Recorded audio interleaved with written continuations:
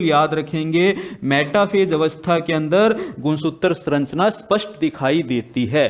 क्या बात कर रहा हूं, ये जो गुणसूत्र की जो संरचना है, जो अभी आपको संरचना मैं पढ़ाऊंगा, ये जो गुणसूत्र की संरचना है ये हमें कब दिखाई देती है स्पष्ट रूप से, या गुणसूत्र स्पष्ट रूप से कब दिखाई देते हैं? कोशिका विभाजन के दौरान दिखाई देते हैं। कोशिका का जब विभाजन होगा तो उस टाइम एक अवस्था आती है मेटाफेज। मेटाफेज अवस्था के अंदर गुणसूत्र की संरचना का अध्ययन किया जाता है। वास्तव में ये गुणसूत्र हमें कैसा दिखाई देता है उसकी बात कर रहा हूं। सामान्य तौर पर कोशिका के अंदर गुणसूत्र कैसे दिखाई देते हैं? गुणसूत्रीय धागे के रूप में दिखाई देते हैं। अब मेटाफेज अवस्था के अंदर गुणसूत्र की संरचना कैसी होती है उसकी हम बात यहां करते हैं।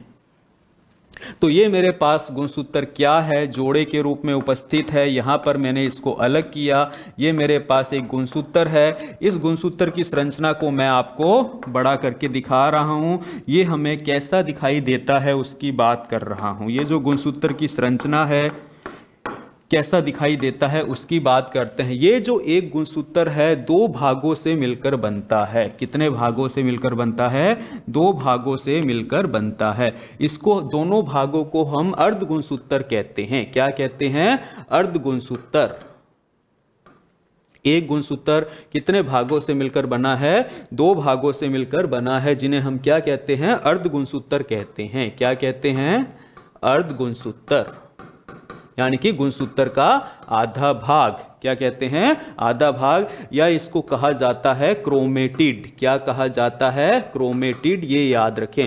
दोनों आधे भाग आपस में किससे जुड़े होते हैं? यहां पर हमारे पास होता है गुणसूत्र बिंदु। क्या है? यहां पर मेरे पास क्या होगा? गुणसूत्र बिंदु। ये मेरे पास क्या है दोस्तों? गुणसूत्र बिंदु। ये याद रखेंगे। ये हमारे पास क्या है? गुणसूत्र बिंदु। इसका इंग्लिश में भी आपको नाम याद रखना है क्योंकि पूछा गया है। इसको हम कहते हैं सेंट्रोमियर। क्या कहते हैं? सेंट्रोमियर। अर्ध गुणसूत्र। दोनों के दोनों अर्ध गुणसूत्र किससे जुड़े रहते हैं? गुणसूत्र बिंदु से जुड़े रहते हैं। ये आप अपने दिमाग में याद रखेंगे। अब हम बात करें ये गुणसूत्रों की, क्या है मेरे पास? प्लाज्मा झिल्ली है। क्या है? गुणसूत्रों की कोशिका कला होती है। इस कोशिका कला को मैं क्या कहता हूं? पेलिकल। क्या कहता हूं? पेलिकल कहता हूं। या हम बात करें कोशिका कला, इसकी कोशिका कला को क्या कहा जाता है? पेलिकल कहा जाता है। उसी प्रकार इसके अंदर क्या होता है? लिक्विड भरा होता है। क्या भरा होता है? गुणसूत्र का तरल पदार्थ भरा होता है। गुणसूत्र का क्या होता है? तरल पदार्थ होता है गुणसूत्र का भरा हुआ, जिसके अंदर जल होता है, प्रोटीन होते हैं। इस तरल पदार्थ को हम क्या कहते हैं? आधात्री कहते हैं। क्या कहते हैं? आधात्री। इसके अलावा इस गुणसूत्र के अंदर दोस्तों एक सर्पिलाकार फॉर्म के अंदर स्ट्रक्चर होती है जिसको हम क्रोमोनीमा कहते हैं। क्या कहते हैं? क्रोमोनीमा। ये क्रोमोनीमा सर्पिलाकार फॉर्म के अंदर उपस्थित होती है। किस रूप के अंदर उपस्थित है? सर्पिलाकार फॉर्म के अंदर है। ये याद रखेंगे दोस्तों, क्रोमोनीमा। क्या याद रखेंगे? कुंडलित धागा है ये क्रोमोनीमा। इसके ऊपर क्या है? इसके ऊपर दोस्तों क्या है? जीन्स उपस्थित हैं। क्या उपस्थित हैं? ये याद रखना है। बस यही कंसेप्ट है कि जीन्स कहाँ है? क्रोमोनीमा धागे के ऊपर। क्या है? ये जीन्स उपस्थित होते हैं। तो इस क्रोमोनीमा के पास में क्या है? जीन्स है। और ये जीन्स किसके बने हुए हैं? डीएनए के बने हुए हैं। ये मोरल ऑफ द स्टोरी है। ये आनुवंशिक पदार्थ है। ये जो जीन्स है डीएनए के बने हुए हैं। डीएनए की स्ट्रक्चर हमने लास्ट सेशन की क्लास के अंदर पढ़ी थी। तो ये जो जीन्स, गुणसूत्र जब एक पीढ़ी से दूसरी पीढ़ी के अंदर जाएगा तो ये जीन्स भी क्या है? एक पीढ़ी से दूसरी पीढ़ी में जा रहे हैं। गुणसूत्रों का काम यही है कि जीन्स को एक पीढ़ी से दूसरी पीढ़ी के अंदर लेकर जाना। ये तो सिंपल हमारे पास क्या है? गुणसूत्रों की संरचना है। अब ये जो गुणसूत्रों का हमारे पास अंतिम किनारा होता है, इसको हम क्या कहते हैं? इसको हम क्या कहते हैं? टीलोमियर। क्या कहते हैं दोस्तों? टीलोमियर कहते हैं। गुणसूत्रों का अंतिम किनारा, रीड सेकंड लेवल विद्यार्थी याद रखें, गुणसूत्रों का अंतिम किनारा क्या कहलाता है? टीलोमियर कहलाता है। तो हमने बात की गुणसूत्र की, गुणसूत्र हम बात कर रहे हैं, ये संरचना हमें कब दिखाई देगी? मेटाफेज अवस्था के अंदर दिखाई देगी। गुणसूत्र मेटाफेज अवस्था में स्पष्ट रूप से दिखाई देते हैं। प्रत्येक गुणसूत्र दो अर्ध गुणसूत्रों से मिलकर बना होता है। दोनों अर्ध गुणसूत्र आपस में किससे जुड़े हुए हैं? गुणसूत्र बिंदु या सेंट्रोमियर से जुड़े हुए हैं। और प्रत्येक गुणसूत्र के अंदर क्या मिलता है? कुंडलित संरचना मिलती है, जिसको क्रोमोनीमा कहते हैं। इस क्रोमोनीमा के ऊपर क्या उपस्थित हैं? जीन्स, जो कि क्या है? आनुवंशिक पदार्थ है। एक पीढ़ी से दूसरी पीढ़ी के अंदर ये जाता है। क्लियर है दोस्तों? अब हम बात करते हैं गुणसूत्र के प्रकार की। किसकी बात करते हैं? गुणसूत्रों के प्रकार की। अब गुणसूत्रों के प्रकार 4 प्रकार के होते हैं। किस आधार पर बांटा है उसको हम समझते हैं। गुणसूत्र बिंदु के आधार पर बांटेंगे हम। किसके आधार पर बांटेंगे? गुणसूत्र बिंदु के आधार पर। ये बीच में क्या है? गुणसूत्र बिंदु है। इसके आधार पर हमने गुणसूत्रों को कितने प्रकार से बांटा है? 4 प्रकार से बांटा है। गुणसूत्र प्रकार। तो हम बात करें गुणसूत्र बिंदु के आधार पर, गुणसूत्र बिंदु के आधार पर गुणसूत्रों को 4 प्रकार से विभाजित किया है। 4 प्रकार से विभाजित किया गया है। विभाजित किया गया है। किसके आधार पर बांटा गया है दोस्तों? गुणसूत्र बिंदु के आधार पर, या इसका दूसरा नाम मैंने क्या बताया था? सेंट्रोमियर के आधार पर। क्लियर है? पहला जो है मेरे पास गुणसूत्र वो है मेटासेंट्रिक। क्या है? मेटासेंट्रिक। दूसरा मेरे पास जो टाइप है वो है सब मेटासेंट्रिक। क्या है? सब मेटासेंट्रिक। तीसरा जो मेरे पास टाइप है वो है एक्रोसेंट्रिक। क्या है? एक्रोसेंट्रिक। ये सब पूछे जाते हैं, याद रखेंगे बेटा, मोस्ट इंपॉर्टेंट टॉपिक है। चौथा है मेरे पास टीलोसेंट्रिक। क्या है? टीलोसेंट्रिक। ये 4 प्रकार के मेरे पास क्या है? गुणसूत्र हैं। क्या होते हैं एक एक करके हम बात करते हैं। सबसे पहले हम लेते हैं मेटासेंट्रिक। क्या बात करते हैं मेटासेंट्रिक की? इसके अंदर क्या होता है? सबसे पहला हम अगर टाइप बात करें मेटासेंट्रिक, पहला टाइप हम क्या ले रहे हैं? मेटासेंट्रिक। मेटासेंट्रिक नाम इंडिकेट करता है कि ये जो गुणसूत्र बिंदु है, क्या बात कर रहे हैं? ये जो मेरे पास गुणसूत्र बिंदु है, ये जो गुणसूत्र बिंदु है ये मध्य में उपस्थित है। कहाँ है? मध्य में उपस्थित होता है। कहाँ है? मध्य में उपस्थित है। कहाँ? मध्य में उपस्थित है। मध्य में उपस्थित होने से क्या होता है? कहने का मतलब ये मैंने गुणसूत्र ले लिया है, ये गुणसूत्र की मैंने क्या कर दिया है? एक भुजा बना दी है। ये गुणसूत्र की मैंने क्या बना दी है? दूसरी भुजा बना दी है। तो ये गुणसूत्र बिंदु मेरे पास क्या है? मध्य में है। और ये गुणसूत्र की क्या है? दोनों भुजाएं हैं। तो यहाँ पे ये जो गुणसूत्र की भुजा है, क्या बात कर रहा हूं? गुणसूत्र की दोनों भुजाएं जो मेरे पास अर्ध गुणसूत्र कहलाती, ये भी अर्ध गुणसूत्र है, ये भी अर्ध गुणसूत्र है। ये दोनों गुणसूत्र की भुजाएं ये कैसी हैं? समान लंबाई की हैं। कैसी हैं दोस्तों? समान लंबाई की होती है। समान लंबाई इनकी क्यों हुई? क्योंकि ये जो मेरे पास गुणसूत्र बिंदु है ये कहाँ है? मध्य में है। इसी कारण से तो ये समान लंबाई की हुई। और इसी कारण से ये जो हमारे पास गुणसूत्र बिंदु होता है वी आकार का होता है। किस आकार का होता है? वी आकार का होता है। ये आपको अपने दिमाग में फिट रखना है कि मेटासेंट्रिक का मतलब क्या होता है। मध्य गुणसूत्र क्या होते हैं? इसके अंदर जो गुणसूत्र बिंदु है कैसा है? वी आकार का होता है। मध्य में ये गुणसूत्र बिंदु होता है। तो पहला टाइप हमने क्या पढ़ा? मेटासेंट्रिक पढ़ा। इसके अंदर गुणसूत्र की भुजाएं कैसी हैं? समान लंबाई की होती हैं। क्लियर है? नेक्स्ट हम यहां पर बात करते हैं सब मेटासेंट्रिक। क्या बात करते हैं? सब मेटासेंट्रिक। दूसरा मेरे पास क्या है? सब मेटासेंट्रिक। जो मेरे पास सब मेटासेंट्रिक है इसके अंदर क्या होता है? जो गुणसूत्र बिंदु है, क्या बात कर रहा हूं? ये जो मेरे पास गुणसूत्र बिंदु है मध्य से थोड़ा दूर स्थित होता है। क्या है? मध्य से थोड़ा दूर स्थित रहता है।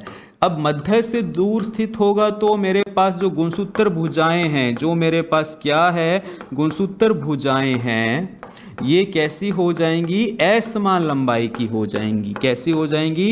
असमान लंबाई की हो जाएंगी। असमान लंबाई का मतलब क्या है? एक भुजा तो मेरे पास कैसी है? बड़ी है, और एक भुजा मेरे पास कैसी है? छोटी है। तो यहां पर मेरे पास ये जैसे गुणसूत्र बिंदु है, इसकी एक भुजा तो मेरे पास कैसी हो गई? बड़ी हो गई है, और एक भुजा कैसी हो गई है? छोटी हो गई है। एक भुजा कैसी हो गई है? छोटी हो गई है। जब इसको मैं पर्टिकुलर शेप के अंदर लिखने की कोशिश करूं तो ये मेरे को कुछ इस तरह की दिखाई देती है। किस तरह की दिखाई देती है? इस तरह की दिखाई देती है। तो ये मेरे पास इंग्लिश का कौन सा वर्ड आता है? एल आकार आता है। कैसा आता है दोस्तों? एल आकार का आता है। तो ये जो मेरे पास सब मेटासेंट्रिक होते हैं, एल आकार के गुणसूत्र होते हैं। ये आपको दिमाग में रखना है। तो ये जो अर्ध गुणसूत्र है, इसकी एक भुजा बड़ी है और एक भुजा कैसी है? छोटी है। इस स्थिति को हम क्या कहते हैं? सब मेटासेंट्रिक कहते हैं, एल आकार का कहते हैं। एक बात और याद रखेंगे, मनुष्य के अंदर सारे के सारे मोस्ट ऑफ गुणसूत्र यानी कि 46 हैं, तो उसमें से 35 से ज्यादा गुणसूत्र किस प्रकार के हैं? मनुष्य के गुणसूत्र सब मेटासेंट्रिक हैं। कैसे हैं? सब मेटासेंट्रिक हैं। ये आप याद रखेंगे। मनुष्य के जो गुणसूत्र होते हैं किस प्रकार के होते हैं? सब मेटासेंट्रिक होते हैं। किस आकार के या किस शेप के अंदर मिलेंगे? एल आकार के अंदर ये आपको मिलते हैं। तीसरा हम इसके अंदर बात करते हैं एक्रोसेंट्रिक। क्या बात करते हैं? एक्रोसेंट्रिक की बात करते हैं। एक्रोसेंट्रिक गुणसूत्र क्या होते हैं? तो हम यहां पे बात करें कि इसके अंदर जो गुणसूत्र भुजा होती है, क्या है? गुणसूत्र भुजा किनारे की तरफ स्थित रहती है। क्या है? किनारे की तरफ स्थित रहती है। अब किनारे की तरफ स्थित रहेगी तो क्या कंडीशन आती है? कंडीशन ये आती है कि गुणसूत्र की एक भुजा, क्या बात करें, गुणसूत्र की एक भुजा तो बहुत लंबी हो जाती है। गुणसूत्र की एक भुजा तो क्या है? बहुत लंबी हो जाती है। और गुणसूत्र की दूसरी भुजा, गुणसूत्र की दूसरी भुजा क्या हो जाती है? बहुत छोटी हो जाती है। गुणसूत्र की दूसरी भुजा क्या है? बहुत छोटी हो जाती है। कहने का मतलब मैं क्या बात कर रहा हूं, ये जो मेरे पास गुणसूत्र बिंदु है, इसकी एक भुजा तो बहुत बड़ी हो गई है और दूसरी भुजा क्या हो गई है? बहुत छोटी हो गई है। क्योंकि गुणसूत्र बिंदु कहां आ गया? दूसरे के किनारे पर आ गया है। कहां पर आ गया है? किनारे पर आ गया है। तो ये मेरे पास जो स्ट्रक्चर बनती है, इंग्लिश के जे आकार की स्ट्रक्चर बनती है। कैसी बनती है? इंग्लिश के जे आकार की स्ट्रक्चर बनती है। इसको हम जे आकार के गुणसूत्र के नाम से जानते हैं। ये हमने क्या पढ़ा? एक्रोसेंट्रिक गुणसूत्र की बात की। तो अब हम इसके बाद बात करते हैं फोर्थ जो हमारे पास प्रकार, चौथा जो प्रकार है, जिसे हम क्या कहते हैं? टिलोसेंट्रिक गुणसूत्र कहते हैं। क्या कहते हैं? टिलोसेंट्रिक गुणसूत्र। टिलोसेंट्रिक गुणसूत्र क्या है? हमें यह बात याद रखनी है इसके अंदर कि जो गुणसूत्र बिंदु है, क्या बात कर रहे हैं? गुणसूत्र बिंदु गुणसूत्र के किनारे पर, क्या बात कर रहे हैं? गुणसूत्र के किनारे पर स्थित होता है। गुणसूत्र के किनारे पर स्थित होता है। अर्थात जब ये कंडीशन आ जाएगी तो गुणसूत्र के अंदर एक ही भुजा होगी, दो भुजा होगी ही नहीं। अर्थात हम क्या बात करें, इस प्रकार के गुणसूत्र के अंदर क्या होगा? एक ही भुजा होती है। गुणसूत्र में एक ही भुजा उपस्थित रहती है। क्या है? एक ही भुजा उपस्थित रहती है। तो क्यों एक भुजा रहती है? क्योंकि ये जो हमारा गुणसूत्र बिंदु है ये कहाँ आ गया है? किनारे पर आ गया है। हमने क्या स्ट्रक्चर बनाई? ये हमारा गुणसूत्र है और ये गुणसूत्र बिंदु कहाँ आ गया है? किनारे पर आ गया है, दूसरा है ही नहीं। तो इस तरह की कंडीशंस को हम क्या कहते हैं? टिलोसेंट्रिक कहते हैं। इंग्लिश का ये कौन सा वर्ड है? आई आकार का वर्ड है। कैसा है? आई आकार का वर्ड होता है। तो इस तरह के गुणसूत्र कैसे दिखाई देते हैं? आई आकार के हमें दिखाई देते हैं। ये आपको याद रखना है। दूसरा क्वेश्चन आपसे इस तरह से घुमाकर पूछ सकते हैं कि गुणसूत्र के अंतिम किनारे क्या कहलाते हैं? क्या बात कर रहे हैं? गुणसूत्र के अंतिम किनारे टीलोमियर कहलाते हैं। क्या कहलाते हैं? टीलोमियर कहलाते हैं। टीलोमियर कहलाते हैं। उन्हीं के नाम पर यह वर्ड दिया गया है। तो हमें यहाँ पर यही बात करनी है कि ये जो गुणसूत्र हैं उनको 4 प्रकार से हमने डिवाइड कर दिया। वो 4 प्रकार कौन कौन से हैं आपने देख लिए। कौन कौन से हैं देख लेते हैं एक बार अपन वापस रिफ्रेश करते हैं। पहला जो टाइप है हमारे पास वो क्या है दोस्तों? मेटासेंट्रिक है। गुणसूत्र बिंदु मध्य में उपस्थित है, इस कारण से हमें किस आकार का मिल रहा है? वी आकार का दिखाई देता है। गुणसूत्र की दोनों भुजाएं समान लंबाई की होती हैं। दूसरा हम बात करें सब मेटासेंट्रिक है। गुणसूत्र बिंदु मध्य से थोड़ा हट गया है, इसी कारण गुणसूत्र भुजाएं असमान लंबाई की हो गई हैं और ये इंग्लिश के कौन से आकार का दिखाई देता है? एल आकार का हमें दिखाई देता है। तीसरा हमारे पास क्या है? एक्रोसेंट्रिक है। भुजा कहां आ गई? किनारे की तरफ आ गई। एक भुजा बहुत लंबी हो गई और दूसरी छोटी हो गई है। इस प्रकार का गुणसूत्र बिंदु हमें किस आकार का दिखाई देगा? जे आकार का दिखाई देता है। किस आकार का दिखाई देता है? जे आकार का दिखाई देता है। और टिलोसेंट्रिक के अंदर हमने बताया एकदम किनारे पर भुजा आ जाती है, जिसके कारण ये हमें कैसा दिखाई देता है? आई आकार का दिखाई देता है। किस आकार का दिखाई देता है? आई आकार का दिखाई देता है। अब अगर आपसे पूछा जाए मनुष्य के अंदर इसमें से कौन से प्रकार के गुणसूत्र मिलते हैं, तो आप क्या बोलेंगे साहब? सब मेटासेंट्रिक गुणसूत्र मिलते हैं। कौन से गुणसूत्र मिलते हैं? सब मेटासेंट्रिक प्रकार के गुणसूत्र इसके अंदर देखने को मिलते हैं। तो डिफरेंट डिफरेंट हमने क्या देखे हैं? गुणसूत्र देखे हैं। गुणसूत्रों के अब हम बात करेंगे कार्य की। किसकी बात करेंगे? गुणसूत्रों के कार्य की बात करते हैं। तो अब हम बात करें ये जो गुणसूत्र हैं, आप पढ़ते हैं कि गुणसूत्रों का कार्य क्या है। तो हम बात करें सिंपल क्या है, आप पढ़ते हैं लिंग निर्धारण करना है। क्या है? लिंग निर्धारण करना है। तो गुणसूत्रों को मैंने लिंग निर्धारण करने के आधार पर भी क्या कर दिया है? 2 भागों में बांट दिया है। ये जो गुणसूत्र हैं इनको मैंने लिंग निर्धारण करने के आधार पर, किसके आधार पर? लिंग निर्धारण करने के आधार पर भी मैंने इसको क्या कर दिया है? 2 भागों में बांट दिया है। ये 2 भाग कौन से होते हैं इसकी हम बात करते हैं। एक तो ऐसे गुणसूत्र होते हैं जो लिंग निर्धारण की प्रक्रिया में भाग लेते हैं, और एक ऐसे गुणसूत्र होते हैं जो लिंग निर्धारण की प्रक्रिया में भाग नहीं लेते हैं। तो हम बात करें यहां पर कि एक ऐसे गुणसूत्र जो लिंग निर्धारण की प्रक्रिया में भाग नहीं लेते हैं उन्हें हम एलिंग गुणसूत्र कहते हैं। इसके लिए आपको एक नाम याद रखना है दोस्तों, ऑटोसोम्स। क्या नाम याद रखना है? ऑटोसोम्स। ऑटोसोम्स क्या है? ऐसे गुणसूत्र हैं जो लिंग निर्धारण की प्रक्रिया में भाग नहीं लेते। आप ये याद रखेंगे, क्वेश्चन बार बार पूछा जाता है। ये ऐसे गुणसूत्र हैं जो लिंग निर्धारण प्रक्रिया में भाग नहीं लेते हैं। लिंग निर्धारण प्रक्रिया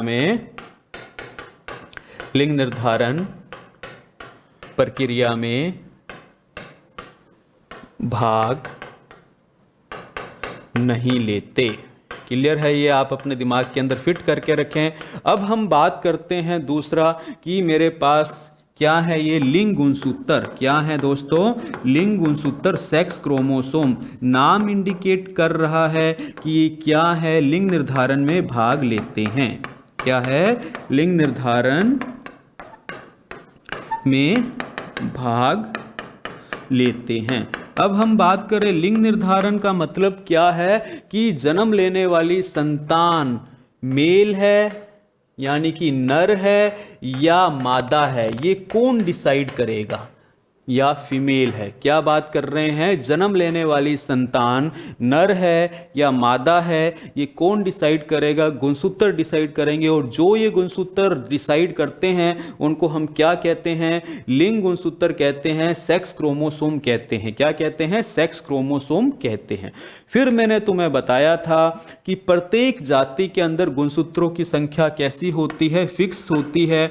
जैसे मैं बात करूं, मनुष्य के अंदर कितने जोड़ी गुणसूत्र हैं, 23 जोड़ी गुणसूत्र हैं साहब। कितने हैं, 23 जोड़ी गुणसूत्र हैं। उसमें से 22 जोड़ी गुणसूत्र तो कैसे हैं, एलिंग गुणसूत्र हैं, यानी कि 22 जोड़ी, या हम संख्या के अंदर कहें 44 गुणसूत्र ऑटोसोम्स हैं। क्या है, ऑटोसोम्स है, जो लिंग निर्धारण की प्रक्रिया में क्या कर रहे हैं, भाग नहीं ले रहे। एलिंग गुणसूत्र इनको कह दिया, ऑटोसोम्स कह दिया। एक जोड़ी मेरे पास जो हमारा 23वां जोड़ा है उसको हम क्या कहते हैं, या दो गुणसूत्र कैसे हैं, वो मेरे पास जो गुणसूत्र भुजाएं हैं, जो मेरे पास क्या है, गुणसूत्र भुजाएं हैं, ये कैसी हो जाएंगी, असमान लंबाई की हो जाएंगी। कैसी हो जाएंगी, असमान लंबाई की हो जाएंगी। असमान लंबाई का मतलब क्या है, एक भुजा तो मेरे पास कैसी है, बड़ी है, और एक भुजा मेरे पास कैसी है, छोटी है। तो यहां पर मेरे पास ये जैसे गुणसूत्र बिंदु है, इसकी एक भुजा तो मेरे पास कैसी हो गई, बड़ी हो गई है, और एक भुजा कैसी हो गई है, छोटी हो गई है। एक भुजा कैसी हो गई है, छोटी हो गई है। जब इसको मैं पर्टिकुलर शेप के अंदर लिखने की कोशिश करूं तो ये मेरे को कुछ इस तरह की दिखाई देती है। किस तरह की दिखाई देती है, इस तरह की दिखाई देती है। तो ये मेरे पास इंग्लिश का कौन सा वर्ड आता है, एल आकार आता है। कैसा आता है दोस्तों, एल आकार का आता है। तो ये जो मेरे पास सब मेटासेंट्रिक होते हैं, एल आकार के गुणसूत्र होते हैं, ये आपको दिमाग में रखना है। तो ये जो अर्ध गुणसूत्र है, इसकी एक भुजा बड़ी है और एक भुजा कैसी है, छोटी है। इस स्थिति को हम क्या कहते हैं, सब मेटासेंट्रिक कहते हैं, एल आकार का कहते हैं। एक बात और याद रखेंगे, मनुष्य के अंदर सारे के सारे मोस्ट ऑफ गुणसूत्र यानी कि 46 हैं, तो उसमें से 35 से ज्यादा गुणसूत्र किस प्रकार के हैं, मनुष्य के गुणसूत्र सब मेटासेंट्रिक हैं। कैसे हैं, सब मेटासेंट्रिक हैं, ये आप याद रखेंगे।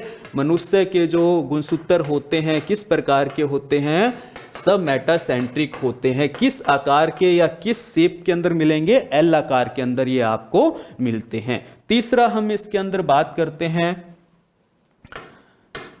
एक्रोसेंट्रिक। क्या बात करते हैं, एक्रोसेंट्रिक की बात करते हैं। एक्रोसेंट्रिक गुणसूत्र क्या होते हैं, तो हम यहां पे बात करें कि इसके अंदर जो गुणसूत्र भुजा होती है, क्या है, गुणसूत्र भुजा किनारे की तरफ स्थित रहती है। क्या है, किनारे की तरफ स्थित रहती है।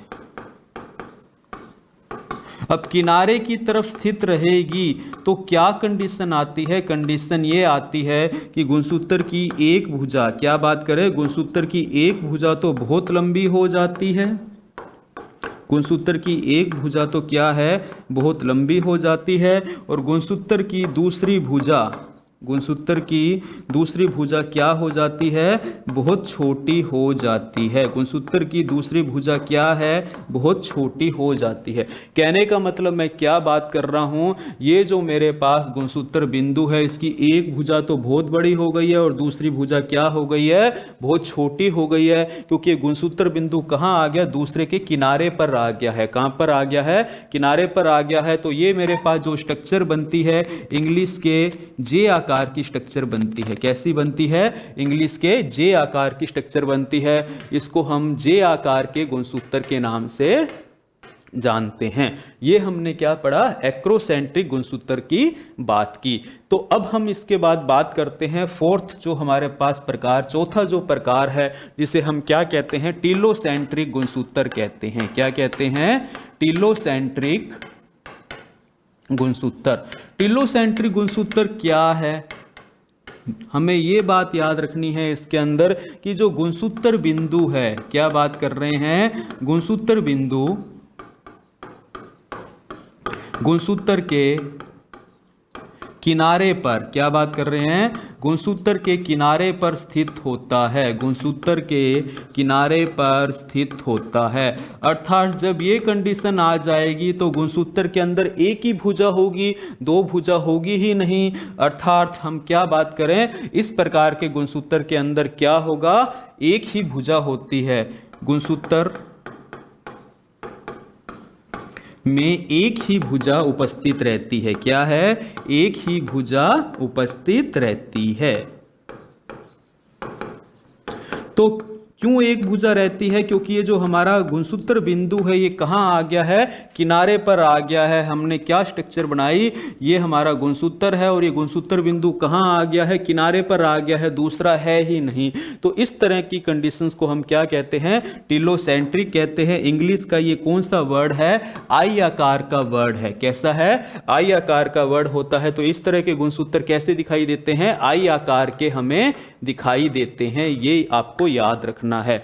दूसरा क्वेश्चन आपसे इस तरह से घुमाकर पूछ सकते हैं कि गुणसूत्र के अंतिम किनारे क्या कहलाते हैं। क्या बात कर रहे हैं, गुणसूत्र के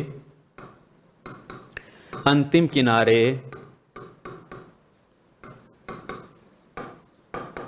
टीलोमियर कहलाते हैं। क्या कहलाते हैं, टीलोमियर कहलाते हैं, टीलोमियर कहलाते हैं। उन्हीं के नाम पर यह वर्ड दिया गया है। तो हमें यहाँ पर यही बात करनी है कि ये जो गुणसूत्र हैं उनको चार प्रकार से हमने डिवाइड कर दिया। वो चार प्रकार कौन कौन से हैं आपने देख लिए, कौन कौन से हैं देख लेते हैं एक बार अपन वापस रिफ्रेश करते हैं। पहला जो टाइप है हमारे पास वो क्या है दोस्तों, मेटासेंट्रिक है।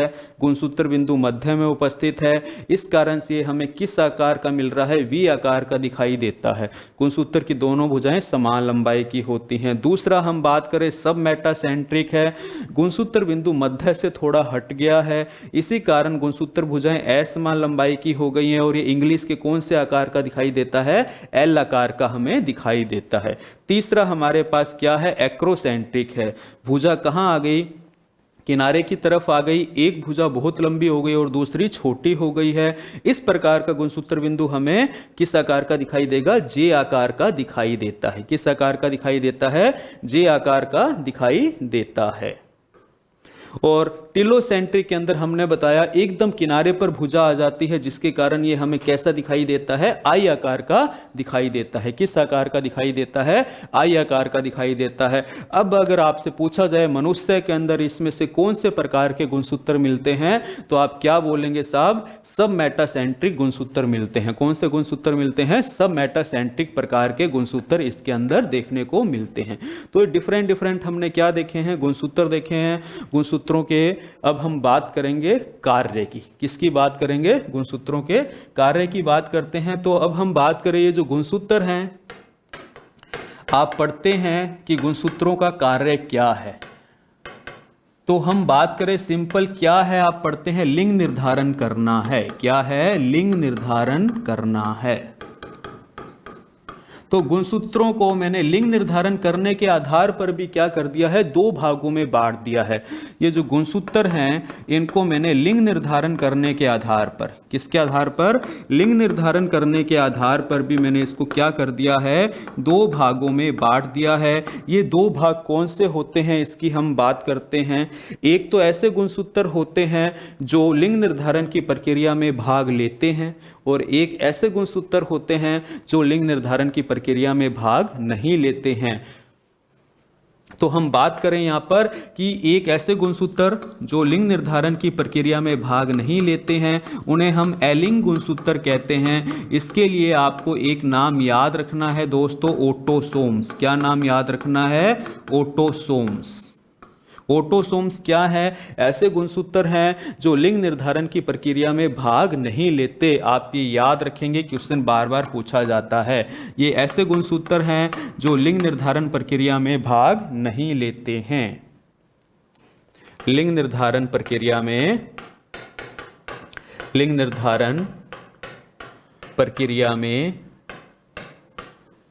भाग नहीं लेते। क्लियर है, ये आप अपने दिमाग के अंदर फिट करके रखें। अब हम बात करते हैं दूसरा कि मेरे पास क्या है ये? लिंग गुणसूत्र। क्या है दोस्तों? लिंग गुणसूत्र, सेक्स क्रोमोसोम। नाम इंडिकेट कर रहा है कि ये क्या है? लिंग निर्धारण में भाग लेते हैं। क्या है? लिंग निर्धारण